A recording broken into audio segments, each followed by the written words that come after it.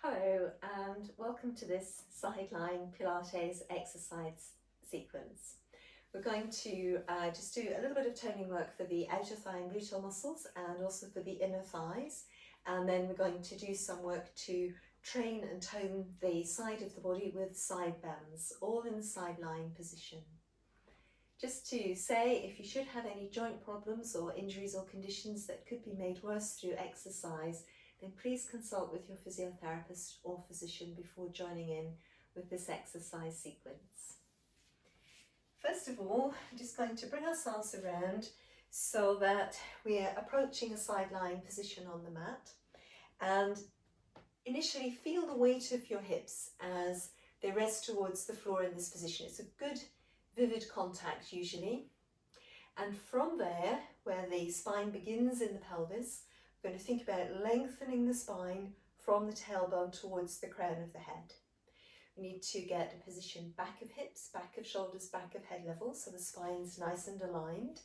And as we're coming down, we need to try to already support the spine with our core strength.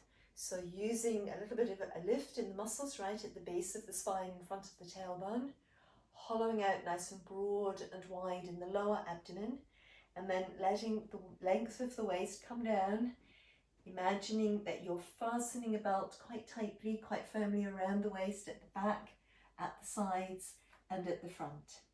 And keep the muscles working around the rib cage as well, so that the lower side of the ribs is supported. And then as well, once we've got down here, just supporting the head with a towel or a blanket. If it's not comfortable to have the arm underneath the head, it can always come forward. You might need to have a little bit more of a padded up towel or blanket in that case, but it should also work fine like that if the shoulder's not comfortable in this position.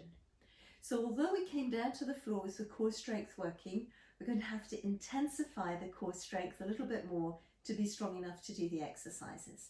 So let's once again think about that lift in the muscles right at the very base of the spine in front of the tailbone.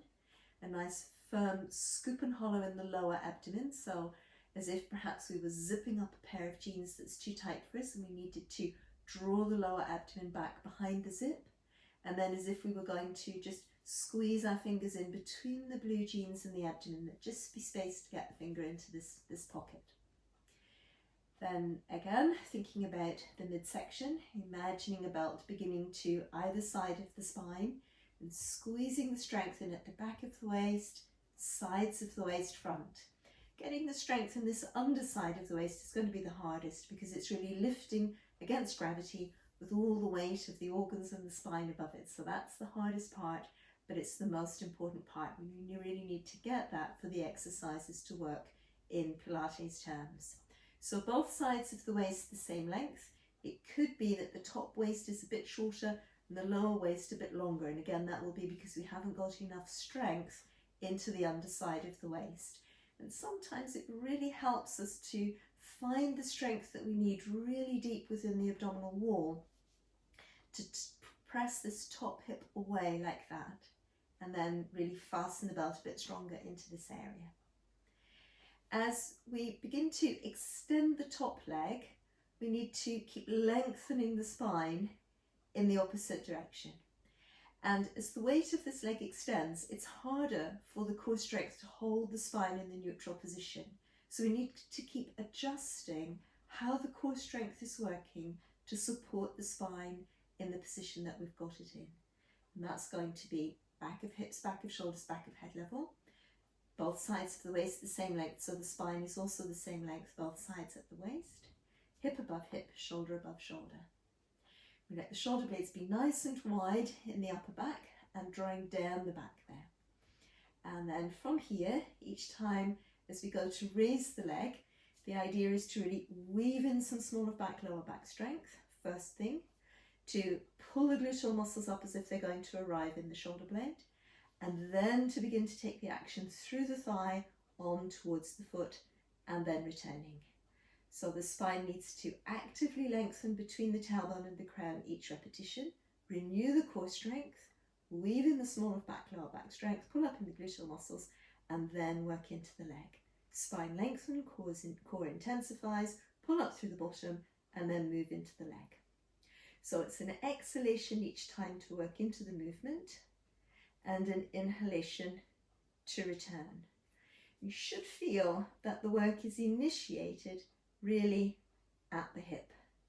The outer thigh then works and follows, and the inside leg is lengthening and stretching. So it's very key all the time that there's no change of pressure at this point. And when I do it in slow motion, I'm lengthening through my spine, intensifying the core strength, and then the leg moves. Lengthening through the spine, intensifying the core strength, and then gluteal muscles pull up and the leg moves.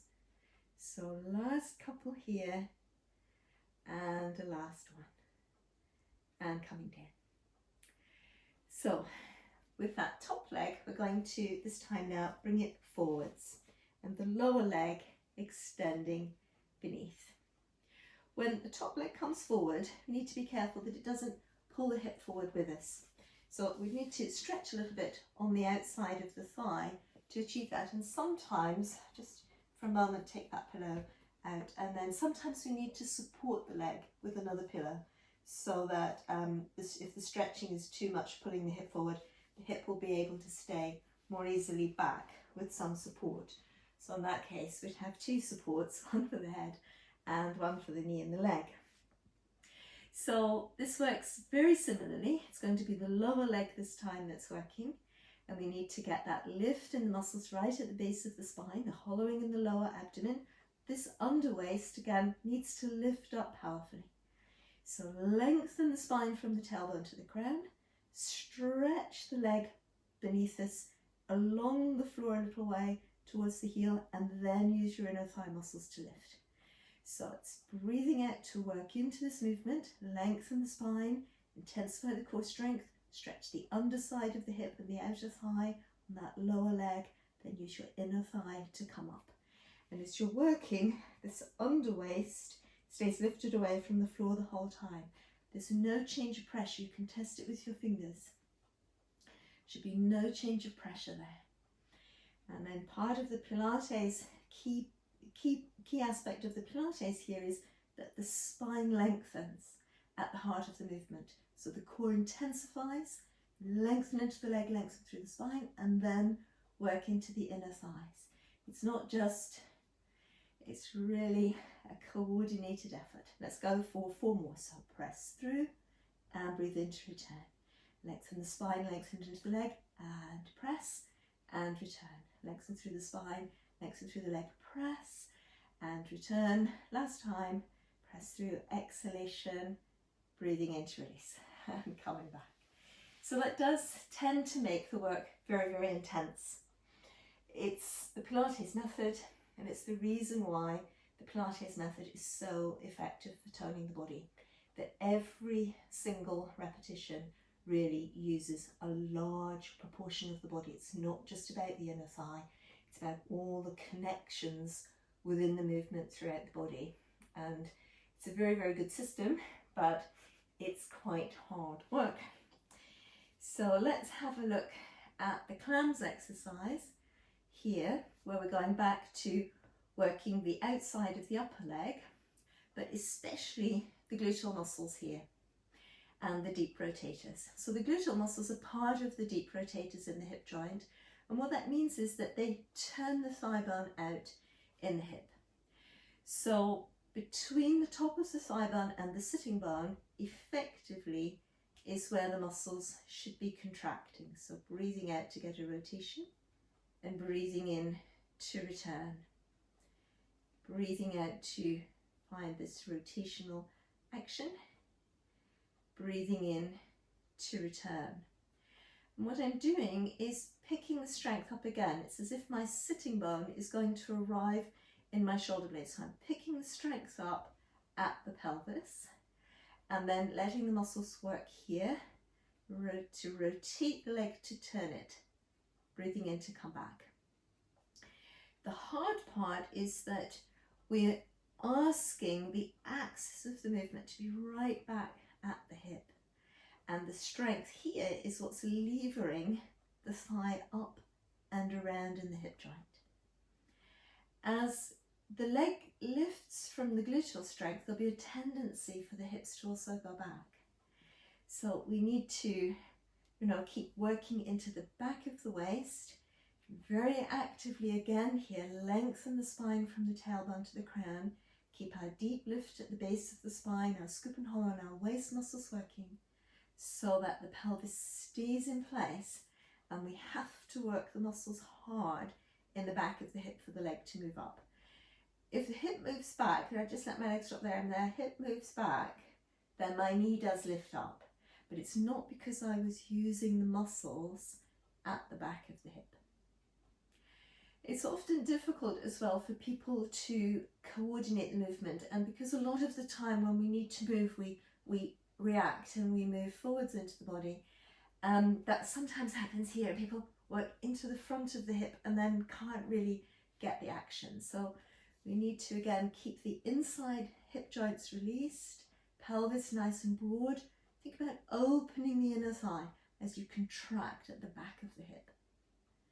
And again, that sense of lengthening the spine. The first thing is from the tailbone, lengthen, open the front of the pelvis, release through your inner thigh, gluteal muscles working, and then release. So lengthen the spine, renew your core strength, open the hip and the inner thigh, and then work from behind.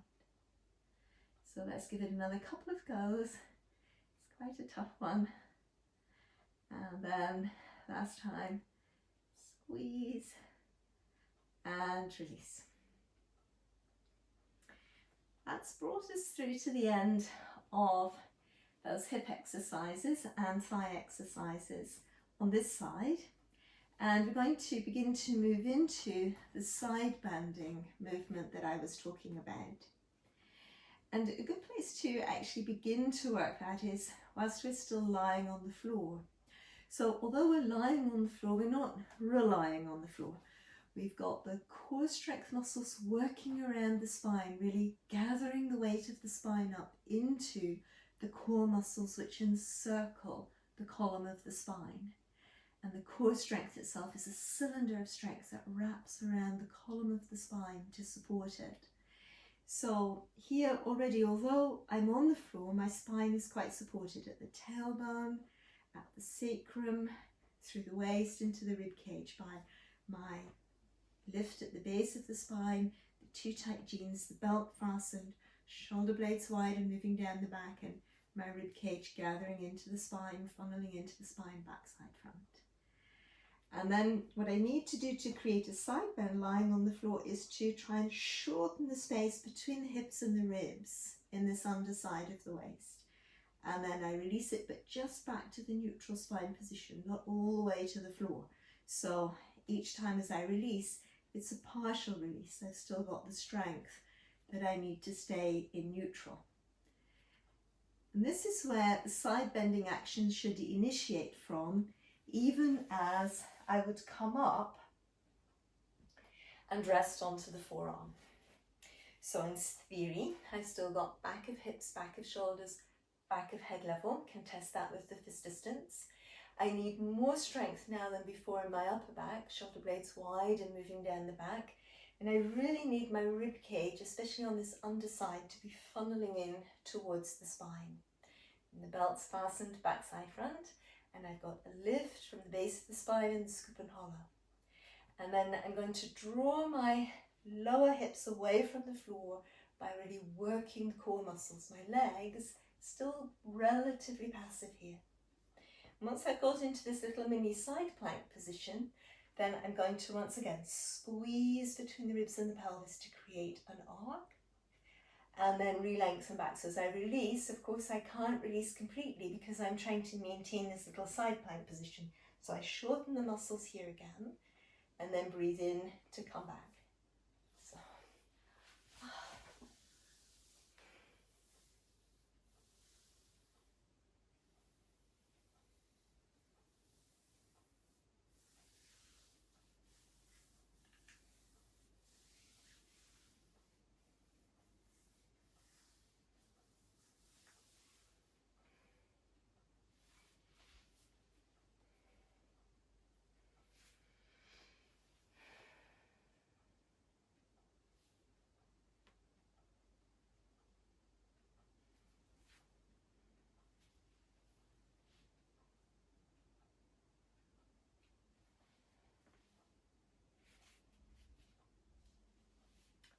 So as I come up into this little side plank position, I need to again really engage my core strength very strongly at the base of the spine, and then the zipping up imaginary too tight jeans, and the lower waist needs to lift up as the belt fastens from either side of the spine, back of the waist, sides of the waist front, and then again the ribs need to really funnel in towards the spine.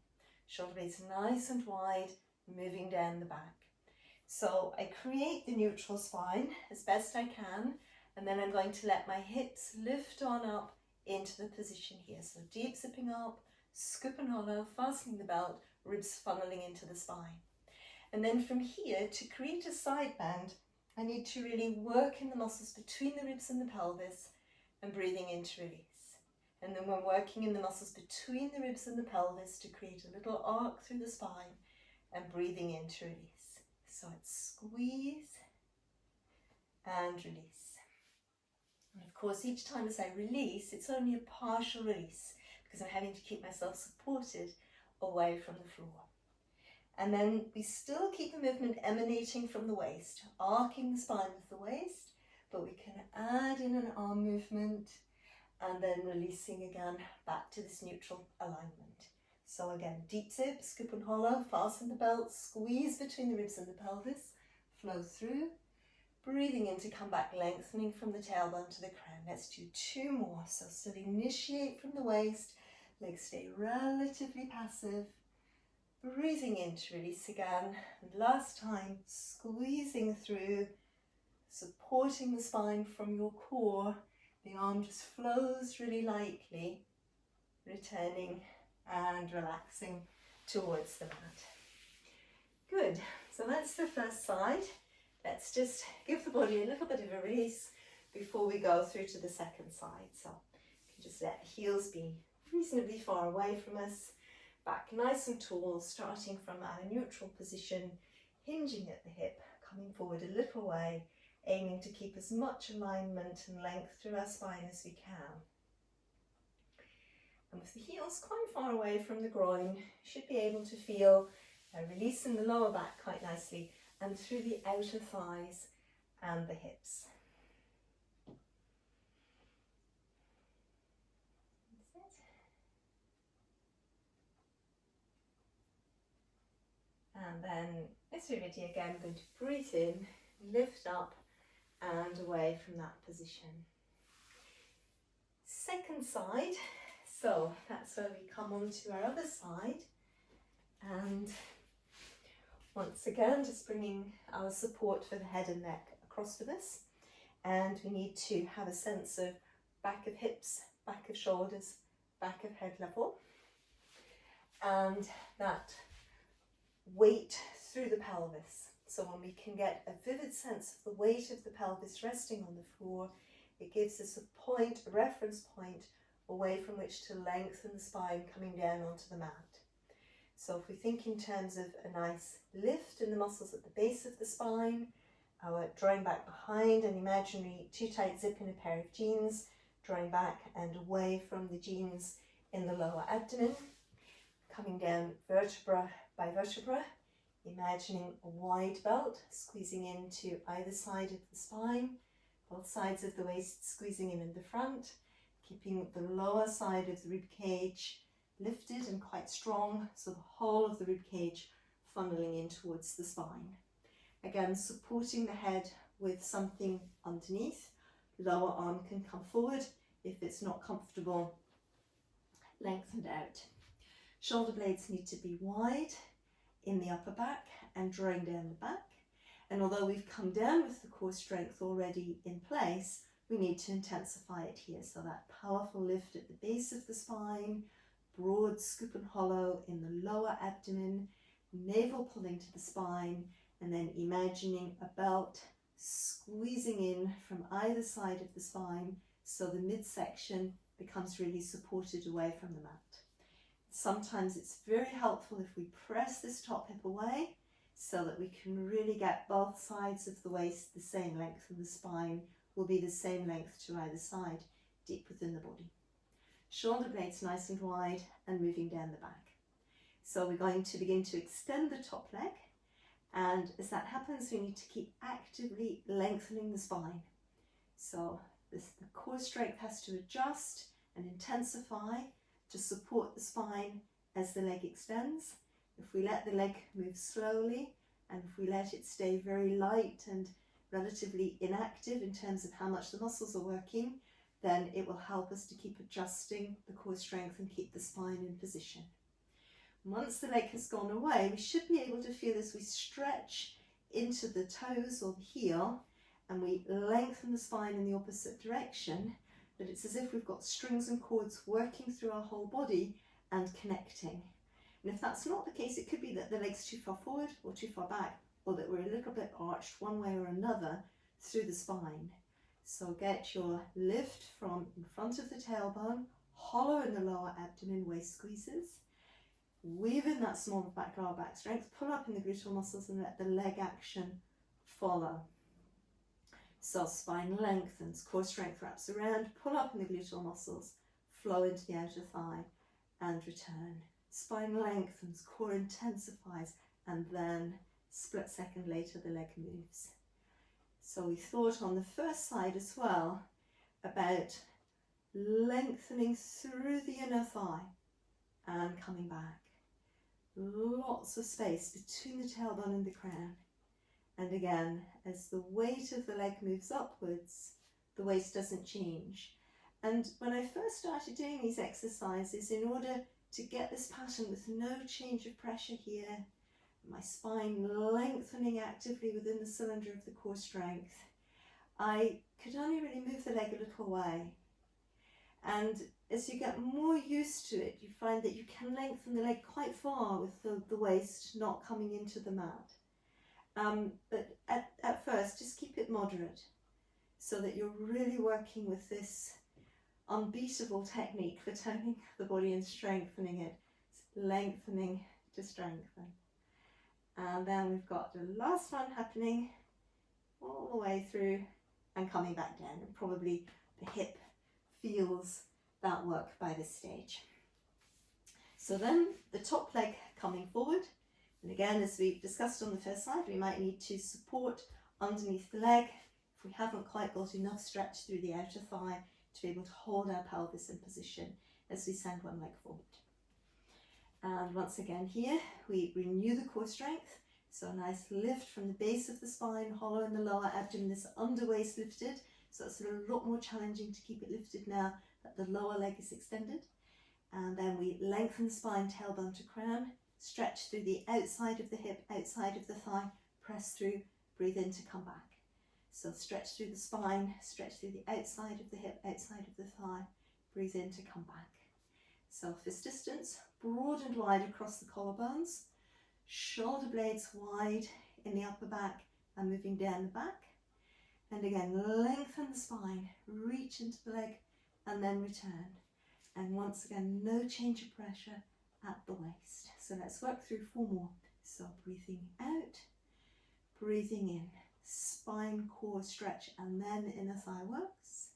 Spine lengthens, core works, stretch, inner thigh works.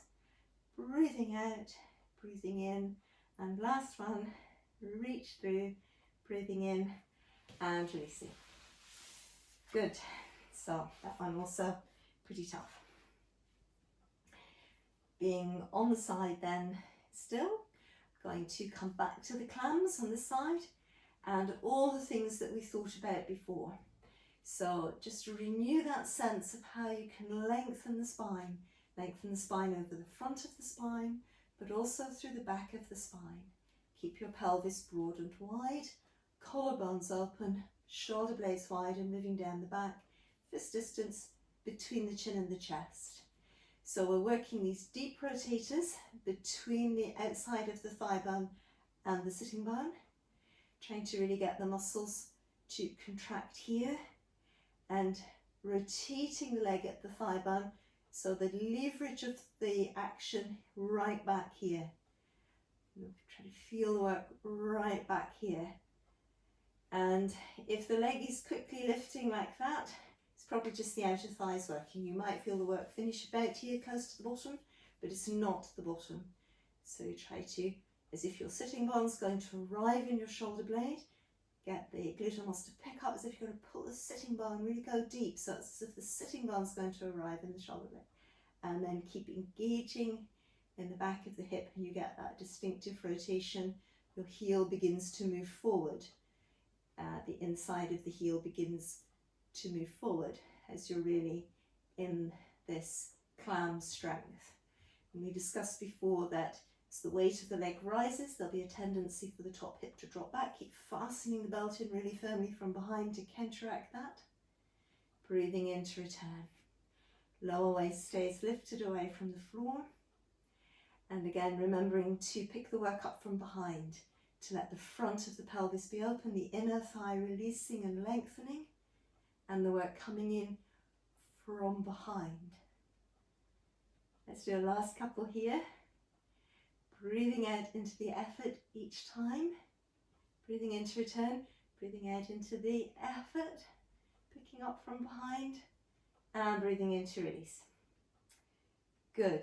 Well done. So that's also the clams behind us now. Then, so we're thinking about our little side bend. So we've been practicing the side bend on the first side, lying here on the side. So we get this engagement in the lower waist, and then releasing, remembering not to let go completely, but to come back to the position where the spine is supported within the core. So we're starting off in a position where the weight of the spine is suspended within the core muscles, and then we work extra hard between the ribs and the pelvis on that underside to create an arc, and then we let that go with control, so we arrive back in neutral. Both sides of the hips, same line again. So squeeze and breathe in to release. Try to keep the neck relaxed. Try to keep the shoulders relaxed and really isolate the work that we need into the waist. So let's give it a last couple in this position. And lengthening back. And then the last one, squeeze, breathing out. And breathing in to come back with control to our supported neutral spine position. Hold on to that strength. Try not to let it go so that you don't have to switch it all on again when you get up into the little mini plank position. So ideally for the mini plank position, the legs need to lengthen out in line with the pelvis, and the elbows should be underneath the shoulder, and then collarbones broad and wide, shoulder blades moving down the back, and thinking about once again the lift at the base of the spine, scoop and hollow, and the waist fastening and the ribs funneling in towards the spine. And this lift for the pelvis is coming mainly from the core. You know, I didn't push up with my legs, but from here using that scoop and hollow and the waist strength, the ribs lifting, shoulder blades wide and moving down the back, I've come up with my core strength. Legs still stay relatively passive. Breathing in to come back. So I'm working the same strength between the ribs and the hips that I worked before. And each time as I release, I can only release partially because I'm coming back to an aligned position, and also I'm just not going to sink towards the mat. So we keep the work emanating from the core, moving the spine with our core strength, and we just allow the arm to flow in. We can follow the hand with our eyes and returning with control. So again, let the action begin in the core and let the arm flow through, following it with your eyes, and then releasing. So 2 to go, an exhalation and an inhalation. It does feel easier when you add in the flow of the arm. It does help you to lift more, but the power still should be coming from the core muscles. Well done. So that's the second side also completed now, and you might feel again ready for a little bit of a stretch on the legs. So we're going to sit up as tall as we can, aiming for that neutral spine position again, so back of hips, back of shoulders, back of head level. And with this movement we're going to alternately stretch the back of the thigh, and as the leg moves away we might have a tendency to sink.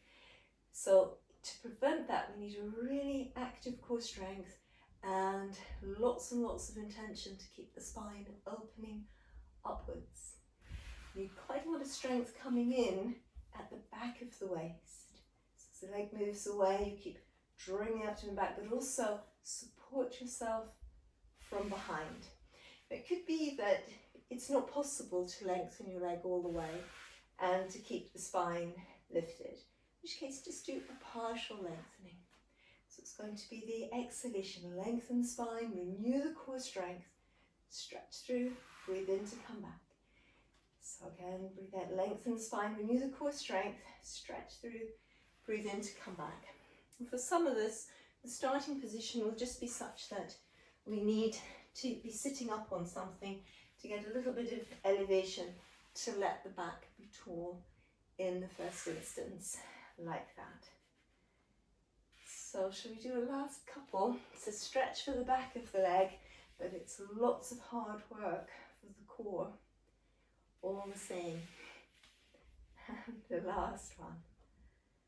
And then from there, I'm going to let the legs come parallel, double V position, and keeping our back as close to neutral spine as we can. We're going to hinge towards the thighs, hug the legs towards us, and try to get good contact between the abdomen and the thighs.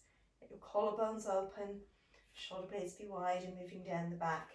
And then just as far as you can, walk the feet forwards before the spine rounds and the abdomen separates from the thighs. Just come through to that point. Breathing here, so there should be a stretch across the upper back, especially if you're letting your shoulders sink away from the ears and the collarbones stay open. A bit of a stretch in the hamstrings. Legs after a few breaths might go a little bit further. Breathing. Good. And then as you're ready, you just release the arms. You can just try and stretch into one leg, stretch into the other leg while still keeping the spine in neutral.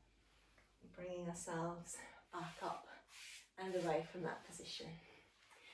Well done. That's brought us through to the end of this sideline Pilates section.